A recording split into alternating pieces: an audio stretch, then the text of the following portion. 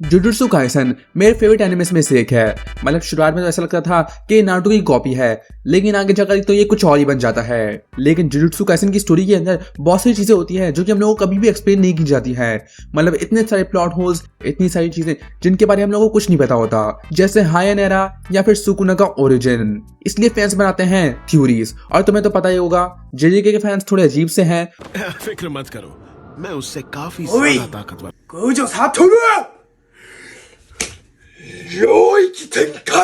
तो उन लोगों ने बहुत सारी थ्योरीज बनाई हैं, कुछ अजीब होती हैं Stand proud, Sukuna. You are strong.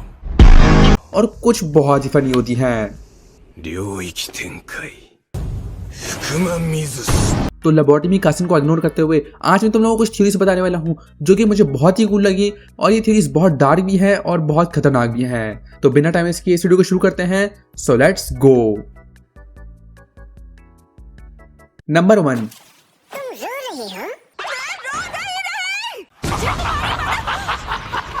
Gojo will come back.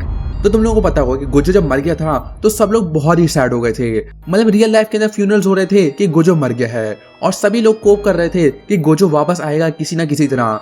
तभी एक थ्योरी आई थी जो कि मुझे बहुत अच्छी लगी। तो इस थ्योरी के हिसाब से गोजो वापस आ जाएगा एक बाइंडिंग वाव की मदद से, और अपनी 6 साइज को सेक्रीफाइस कर देगा वापस आने के लिए, जहां पर अपने स्ट्रॉन्गेस्ट का टाइटल छोड़ देगा और वापस आएगा गोजो सातोरु बनकर। और सच बताऊं तो उसके बॉस की फॉरशैडोइंग भी होती है। मतलब हम लोगों को बहुत बार दिखा जाता है जहां पे उसकी लेफ्ट हैंड के अंदर कोई ना कोई निशान होता ही है। तो इन सिंबलिज्म को देख के लोग समझे ये सब फॉरशैडोइंग है, और ऐसा लगा ये थ्योरी सच में सच हो जाएगी। और ये सेंस भी बनाता है गोजो के कैरेक्टर के लिए, क्योंकि हम लोगों ने ऐसा पहले भी देखा था कि गोजो मर गया था और वो तब भी वापस आ गया।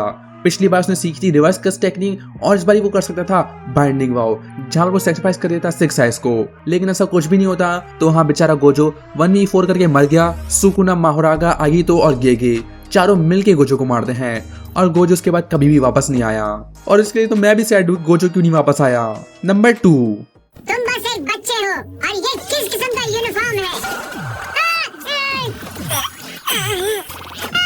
ये तुम क्या कर रहे हो लफंगे? ड्रैगन इज रिको's वेंचफुल स्पिरिट। तो इस थ्योरी के हिसाब से रिको अमन है जो कि मर गई थी हिडन इन्वेंटरी के अंदर, वो वापस आ गई है ड्रैगन बन के। क्योंकि हम लोग देखते भी हैं रिको को जो कि समंदर के अंदर सपने देख रही होती है, मतलब जो भी होता है वो इल्यूजन। तो इस थ्योरी के हिसाब से जब रिको मर गई थी तो वो बन गई ड्रैगन। इसलिए ड्रैगन का डोमेन एक्सपेंशन बीचेस और समुद्र से भरा हुआ है। और ये थ्योरी थोड़ी सी सेंस बनाती है, क्योंकि जब भी कोई जादूगर मरता है बिना कर्स एनर्जी के तो वो एक स्पिरिट बन सकता है अगर उसके अंदर ज्यादा हेट हो तो। और क्योंकि टोजी ने रिको को एक गन से मारा था तो ये थ्योरी सेंस बनाती है। लेकिन बस एक प्रॉब्लम है कि रिको एक जादूगर नहीं थी, बल्कि वो बस एक नॉर्मल इंसान थी जो कि बनने वाली थी स्टार प्लाज्मा वेसल, लेकिन वो बनी नहीं थी। तो हाँ, ये थ्योरी थोड़ी सी सेंस बनाती है। लेकिन ये कितना ज्यादा फनी है कि टोजी वापस आ गया रिको को दूसरी दफा मारने के लिए। तो हाँ, अगर ये सच है तो ये तो बड़ा फनी होगा। नंबर 3, अगर सुकुना को अपनी पूरी ताकत वापस मिल जाए तो वो मेरे लिए मुसीबत खड़ी कर सकता है। पर क्या तुम हार जाओगे? Rica killed her parents. अब इस थ्योरी के हिसाब से रीका ने अपने पेरेंट्स को मार दिया है। तो तुम लोग सोच रहे हो कि रीका एक नॉर्मल इंसान थी जो यूटा के साथ दोस्त बन गई और फिर मर गई। लेकिन सच बताऊं तो ये पढ़ने के बाद मुझे समझ आ गया है कि रीका तो सच में बहुत पगलाई हुई थी। मतलब वो लिटरली एक साइकोपैथ थी। तो रीका की मॉम मर गई थी और हम लोग उसकी वजह नहीं पता है कि वो कैसे मर गई। और जब रीका और उसके फादर गए थे माउंटेन्स के अंदर क्लाइंबिंग करने के लिए तो वो दोनों गायब हो गए थे, और एक हफ्ते के बाद रीका मिली थी अकेली और उसको रेस्क्यू कर लिया गया। लेकिन उसके फादर के बारे में हम लोग को कुछ नहीं पता चलता, और वो गुम हो चुका होता है और कंफर्म भी नहीं कर सकते कि वो मरा हुआ है या नहीं। फिर रीका रहती है अपनी ग्रैंड मदर के साथ, जिसको लगता है कि रीका ने ही अपने दोनों पेरेंट्स को मार दिया है। तो इस थ्योरी के हिसाब से ये सच है, और मुझे सच में लगता है कि उसने अपने पेरेंट्स के साथ कुछ ना कुछ तो किया था कि वो मरे गए दोनों। और इसमें तो ये भी लिखा हुआ है कि रीका ने जो रिंग यूटा को दी थी वो उसकी मॉम की वेडिंग रिंग थी जो कि उसने चुराई थी। तो हाँ, रीका सच में एक मेंटल इंसान थी और पता नहीं उसके दिमाग में क्या चल रहा था। नंबर 4,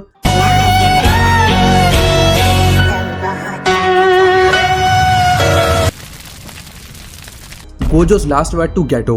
तो जुजुत्सु काइसन 0 के अंदर जब आखिर में गेटो मर जाता है तो गोजो से मिलने आता है, और गोजो कुछ बोलता है गेटो को, लेकिन हम लोग को वो सुनाई नहीं देता। तो इस थ्योरी के हिसाब से जो गोजो ने गेटो को बोला होता है वो होता है you are my one and only best friend, जो कि सेंस ही बनाता है क्योंकि गोजो के लिए गेटो ही था जो कि उसका फ्रेंड था। मतलब वो दोनों एक दूसरे को समझ सकते थे कि वो दोनों ही स्पेशल गिड्स हैं, उनके ऊपर कितनी सारी जिम्मेदारी हैं, और वो दोनों बहुत अच्छे दोस्त थे। तो ये थ्योरी तो सच में बहुत ही सेंस बनाती है और शायद ये सच भी हो, लेकिन इमेजिन करो उसने कुछ और बोला था। बताओ क्या तुम्हारे आखिरी वर्ड्स हैं? मैं हमेशा उन बंदरों से नफरत करूंगा। सुगुरु, मैंने तुम्हारी हिस्ट्री रीड कर दिया है। अब मैं आपसे मर सकता हूँ। शायद कुछ ऐसा हो, लेकिन ये थ्योरी बहुत सेंस बनाती है। नंबर 5,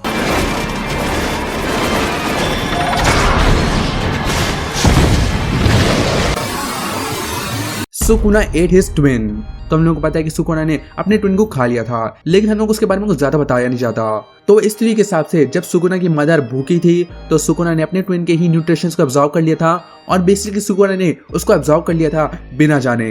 वो पेट के अंदर बैठ के अपने भाई को नहीं खा रहा था, बल्कि क्योंकि उनकी मॉम के पास खाना नहीं था और क्योंकि उनके पास न्यूट्रिशन की कमी थी तो सुकुना ने अपने ही ट्विन से न्यूट्रिशंस को लेना शुरू कर दिया।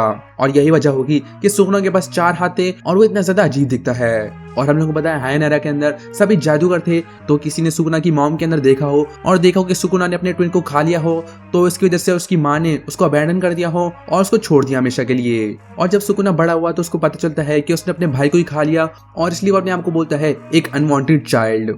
अब मैंने सुकुना के ओरिजिन के बारे में बहुत सी रिसर्च करी है और सच बताऊं तो ये बहुत ही ज्यादा क्रीपी है। मैं इस वीडियो में नहीं बताने वाला हूँ, शायद मैं उसके ऊपर एक और वीडियो बनाऊं। और शायद सुकुना एक हाफ कर्स और एक हाफ ह्यूमन होगा, तो शायद सुकुना का फादर कोई कर्स हो, क्योंकि हम लोगों को पता है हायन एरा के अंदर सभी के सभी जादूगर थे, तो शायद कोई कर्स सुकुना का फादर हो। लेकिन जो भी बोलो ये थ्योरी बहुत ही अच्छी है। नंबर 6, सोचो तुम एक पतली गली से चलकर स्कूल जा रहे हो, तुम्हारे सामने कई सारे कॉलेज के लड़के खड़े हैं, तुमने देखा कि उन्होंने तुम्हें नोटिस नहीं किया, तुम उन सबको खत्म करना चाहते हो और इसलिए चुप रहिए। केंजाकू विल पोजेस गोजो's बॉडी। तो जब गोजो मर गया था और केंजाकू भी मर गया था तो सुकुना की वाली बैटल शुरू हो गई थी, लेकिन गोजो की बॉडी बस वहीं में पड़ी हुई थी और कोई भी उस पर ध्यान नहीं दे रहा था। वहीं पर सबको लगा था कि केंजाकू भी कुछ प्लानिंग कर रहा है कि वो मर के वापस आ जाएगा। तो तभी लोग सोचने लग गए कि केंजाकू गोजो की बॉडी लेके वापस आ जाएगा और बेसिकली तबाही मचा देगा। और ये थ्योरी बहुत ही क्रेजी भी है, क्योंकि केंजाकू के पास गोजो की बॉडी आ जाए तो वो कितना ज्यादा ओपी होगा। क्योंकि हम लोगों को पता है केंजाकू कभी भी गोजो की बॉडी नहीं ले सकता था, क्योंकि उसके पास थी लिमिटलेस और गोजो कोई आसान टारगेट तो है नहीं कि इसकी बॉडी ली जाए। तो एक परफेक्ट मौका था केंजाकू के लिए कि वो गोजो की बॉडी को ले ले। लेकिन आखिर में ऐसा कुछ भी नहीं होता, बल्कि केंजाकू नहीं बल्कि यूटा ही केंजाकू की टेक्निक को इस्तेमाल करके गोजो की बॉडी को ले लेता है। तो ये थ्योरी इतनी भी बेकार नहीं थी। नंबर 7, दोबारा जानने के लिए ये बिल्कुल सही है और क्या बच्चे कीड़े मकोड़े की तरह फैले हुए हैं, क्या बात है, अब खून का सैलाब बहेगा। Looping Yuji theory. अब ये वाली थ्योरी सच में बहुत ही ज्यादा क्रेजी है। तो पता नहीं ये थ्योरी कहाँ से आई और लोग पता नहीं क्या सोच के थ्योरी बना रहे थे, पर इस थ्योरी के हिसाब से यूजी सबसे स्ट्रॉन्गेस्ट बन जाता है आखिर में, जिसकी वजह से वो टाइम के अंदर पीछे चला जाता है और अपनी सारी मेमोरीज को खो देता है। उसको ना ही पता है कि वो यूजी है और ना ही उसको पता है कि उसकी पावर्स कहाँ से आई, लेकिन उसको बस एक चीज याद है, सुकुना, और वो ये नाम अपने आप को दे देता है। मतलब सुकुना ने जो भी किया वो सच में यूजी था, जो कि टाइम ट्रैवल करके वापस पीछे चला गया था, जो कि अब एक लूप बन चुका है। यूजी सुकुना को मारता है, यूजी सबसे स्ट्रॉन्गेस्ट बन जाता है, यूजी टाइम के अंदर पीछे चला जाता है और बन जाता है सुकुना, और आखिर में सुकुना बनने के बाद वो यूजी से ही मर जाता है। और क्योंकि उसके पास अपनी कोई मेमोरीज नहीं थी तो उसको पता भी नहीं है कि जो उसको मारेगा वो खुद ही है वो। तो ये लूप थ्योरी तो बहुत ही ज्यादा कूल है, और अगर ऐसा सच होता तो ये कितना ज्यादा क्रेजी होता जुजुत्सु काइसेन के लिए भी। लेकिन ये थ्योरी सच नहीं है और ऐसा कुछ भी नहीं होता। नंबर 8, कितने लाचार हो, जितना सोचा था उससे ज्यादा कमजोर निकले पतलू कहीं के।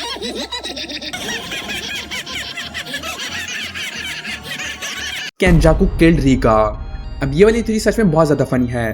तो इस थ्योरी के हिसाब से जो रीका को मारता है वो होता है केंजाकू। बेसिकली सीरीज के अंदर जो भी हो रहा होता है वो होती है केंजाकू की वजह से, क्योंकि वो लिटरली यूजी की मॉम भी है। अगर वो ये हरकत कर सकता है तो पता नहीं क्या क्या कर सकता है। और कहने के लिए ये कुछ ज्यादा अजीब नहीं होगा कि उसने रीका को मार ही दिया। और मैंने तो कुछ थ्योरीज ऐसी भी देखी हैं जहाँ पे पहले एपिसोड के अंदर जो कर्ज आता है यूजी के पास, जिसकी वजह से यूजी फिंगर को खा लेता है, वो आता है केंजाकू की वजह से, क्योंकि वो अचानक से आ जाता है और केंजाकू अपने बेटे को देख के उसके ऊपर एक कर्ज छोड़ देता है। तो हाँ, केंजाकू है तो बहुत अजीब, लेकिन केंजाकू रीका को मारेगा ये तो बहुत ही ज्यादा फनी है और बहुत अजीब भी, क्योंकि रीका केंजाकू के किसी काम की नहीं है और ना ही उसको यूटा के बारे में कुछ पता होना चाहिए। लेकिन ये कितना ज्यादा फनी आइडिया है और अच्छा हुआ रीका को मार दिया, वो थी भी बड़ी अजीब। नंबर 9, लड़ाई छोड़कर भाग गए थे। तुम मुझे प्यारी लगी, इसीलिए प्यार से मारूंगा। Yuji eats the prison realm. अब ये वाली थ्योरी मुझे पता है सच नहीं है बस मैं तुम लोग बताना चाहता हूँ ये कितनी ज्यादा अजीब है। तो जब गोजो सील हो गया था और बंद हो गया था प्रिजन रूम के अंदर, तो किसी को भी पता नहीं था कि उसको वापस कैसे लाना है। तो इस थ्योरी के हिसाब से यूजी प्रिजन रूम को खा लेता, जहां पर उसके पास गोजो की सारी पावर्स दे जाती और यूजी फाइनली बन जाता सबसे स्ट्रॉन्गेस्ट। अब मुझे एक्सप्लेन करने की जरूरत नहीं है कि कितनी स्टूपिड थ्योरी है, पर पता नहीं लोग क्या सोच रहे थे जब जुजुत्सु काइसेन चल रहा था। नंबर 10,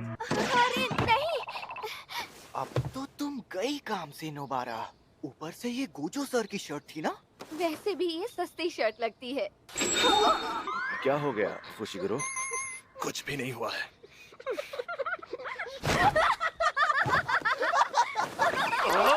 यूजी इज सुकुना's फिंगर। अब पहले एपिसोड के अंदर जब यूजी भाग रहा होता है तो मेगुमी को सेंस होता है सुकुना यूजी के अंदर से, लेकिन उस वक्त यूजी ने कोई भी फिंगर नहीं खाई होती है। तो इस थ्योरी के हिसाब से यूजी खुद एक सुकुना की फिंगर है। और सच बताऊं तो ये थ्योरी बहुत ही अच्छी है और मुझे तो सच में ऐसा लगता था कि यूजी ही है आखिरी फिंगर। मतलब सोचो, केंजाकू ने ही सुकुना को फिंगर बनाया है और केंजाकू ने ही यूजी बनाया है, तो ये थोड़ा तो सेंस बनाता ही है। लेकिन हम लोग को पता है कि आखिरी फिंगर जुजुत्सु हाई के अंदर ही थी, जो कि छुपी हुई थी, और मजा ही आता अगर ये सच होती तो। नंबर 11, टेक ऑफ से पहले उसने सभी लोगों को अच्छे से चेक किया था और प्लेन के अंदर बाहर तलाशी भी ली थी, और फ्लाइट के दौरान मेरी शापित शक्ति बाहर पहरा दे रही थी। Kenjaku is Yuta in a time loop. अब ये वाली थ्योरी मुझे पता है सच नहीं है और मुझे पता है ये बिल्कुल भी सेंस बनाती है, पर ये कितनी ज्यादा कूल है। तो इस थ्योरी के हिसाब से जब यूटा ने गोजो की बॉडी को ले लिया था और पता नहीं जब वो अपनी पावर इस्तेमाल कर रहा था, तो जब उसने होलो पर्पल किया तो वो उससे फेल हो गया और वो चला गया टाइम के पीछे, क्योंकि किसी को भी नहीं पता कि केंजाकू की टेक्निक कैसे काम करती है। तो किसी वजह से यूटा चला जाता है टाइम के अंदर पीछे, और यूटा की टाइम लिमिट केंजाकू की एबिलिटी की खत्म होने वाली थी। लेकिन फिर हम लोगों को पता चलता कि उसको बस एक ही दफा एक्टिवेट करने की जरूरत थी और वो गोजो की बॉडी के अंदर रहने लग जाता और पागल होने लग जाता। वो अपने दिमाग को खोने लग जाता और दूसरों की बॉडी चुराने लग जाता, और जब वो करता ही जाता तो दूसरे की बॉडी चुराता ही जाता। आखिर वो अपने आप को इतना खो देता है कि वो लिटरली बन जाता है केंजाकू। तो ये बहुत ही ज्यादा कूल कॉन्सेप्ट है और ये सच होता तो बहुत ही ज्यादा कूल होता। तो हाँ, ये तो बहुत ज्यादा डार्क भी है और बहुत ज्यादा फनी भी है। नंबर 12, वो इन सबको खत्म कर देगा। ये देखो, यही तुम्हारा बायर है ना? यूजी इज रेजिंग सुकुना's इनकारनेशन। तो हम लोगों को पता है कि यूजी अब एक चैट बन चुका है, वो है इमॉर्टल, उसके पास है डोमेन एक्सपेंशन, वो सबसे स्ट्रॉन्गेस्ट है, उसका कोई मुकाबला नहीं है और वो लंबा भी हो चुका है बहुत, लेकिन वो छुपा हुआ है और वो कहीं भी नजर नहीं आता।